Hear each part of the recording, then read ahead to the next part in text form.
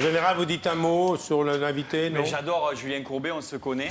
Le roi de l'anti-arnaque, vraiment. J'ai failli t'appeler, n'en déconne pas, j'ai été victime d'une arnaque. Mon producteur m'a piqué de la thune. Détournement de fonds, sérieux. Il a porté plainte contre moi, je t'ai pas appelé. J'ai préféré arranger ça directement. Je l'ai appelé, je lui ai dit, écoute, papa, je suis quand même ton fils. On peut s'arranger directement. Donc voilà, c'est pour ça. Non, mais il n'y a pas eu. Non, mais c'est vrai. Il n'y a pas eu que ça. Dernièrement, j'étais dans un bar, après l'émission, il y a une semaine, j'étais dans un bar et je drague une nana, j'étais un peu bourré, j'étais limite un peu comme ça, elle a porté plainte contre moi, je t'ai pas appelé, je préfère la contacter directement, je dis écoute maman, je suis quand même ton fils, on peut s'arranger, mais ça s'est arrangé, c'est bon. Très bien, c'est commenté. Allez, on y va. Le pire du pire. Le pire, le journal du pire, je te le dédie pour toi, le pire électeur de la semaine, alors il s'appelle Hugues D. C'est un centenaire, il a voté dimanche, il a eu un accident dans l'isoloir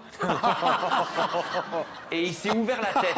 Alors, il a voté. Alors Hugues D, écoute-moi, quand tu iras voter dimanche pour le second tour, quand tu rentres, le truc avec les rideaux, c'est la fenêtre. L'isoloir, il est à côté. Voilà, juste pour te le dire. La pire émission de télé-réalité de la semaine. Ah, c'est sur TF6, ça s'appelle Les puceaux passent à l'assaut. Voilà. Non. C'est pas des Vraiment conneries, je sais pas, ils t'ont contacté, Claude? Je sais pas. Bon, bref, Non, mais c'est vrai? C'est vrai? c'est vrai, c'est 6 puceaux français qui envoient les mecs en Floride entourés de pures bombes. Et le but, c'est le dépucelage. C'est en 12 émissions. Non, je te crois pas. Je te jure, c'est vrai. Ça me tarde de voir l'émission où ils vont se faire dépuceler. Elle risque d'être courte. Maximum 34 secondes avec le générique. Parce que c'est vrai que la première fois, ça part tout seul, il faut dire la vérité. Moi, ça a duré longtemps, plus d'une heure. Ça aurait pu durer plus, mais j'avais plus de batterie à mon téléphone. Alors, Le pire jour férié de la semaine. le pire jour férié de la semaine, c'est le 1er mai.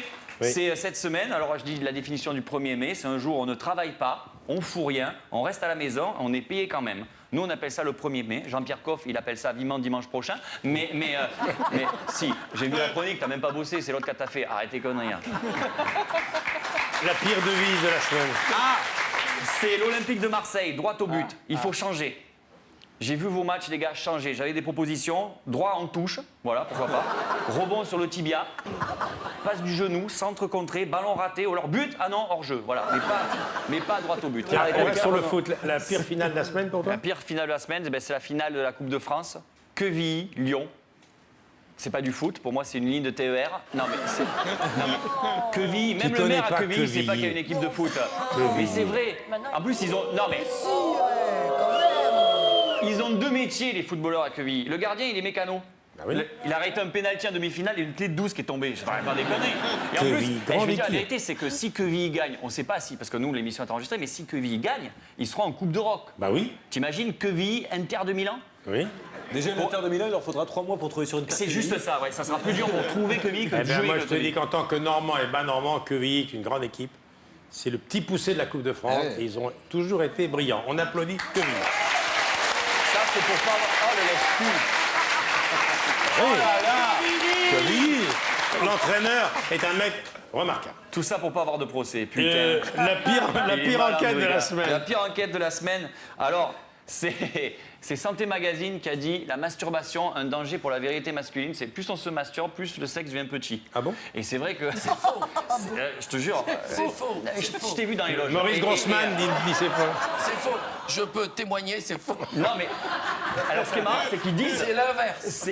Ils disent que plus donc il y a masturbation, plus le sexe devient petit. Et c'est Non, vrai il que parle le. des garçons, en plus, les il parle garçons. pas Ah des oui, oui. Bah oui, oui, oui. Merci, Josiane. Le jour des garçons qu'on C'est vrai, parle. c'est vrai. Et il y a un truc qui est marrant, c'est que la pornographie passe par Internet. Oui. Et c'est marrant de se dire que c'est en Asie qu'il y a le plus d'ordinateurs et qu'il y en a très peu en Afrique.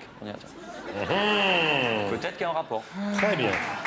Et la pire naissance. La pire naissance de la semaine, c'est un enfant au Pakistan qui est né avec 6 jambes à la suite d'une malformation. Alors c'est triste pour lui, mais il y a quand même une bonne nouvelle. Le Real de Madrid et le Barça lui auraient fait déjà une proposition très intéressante.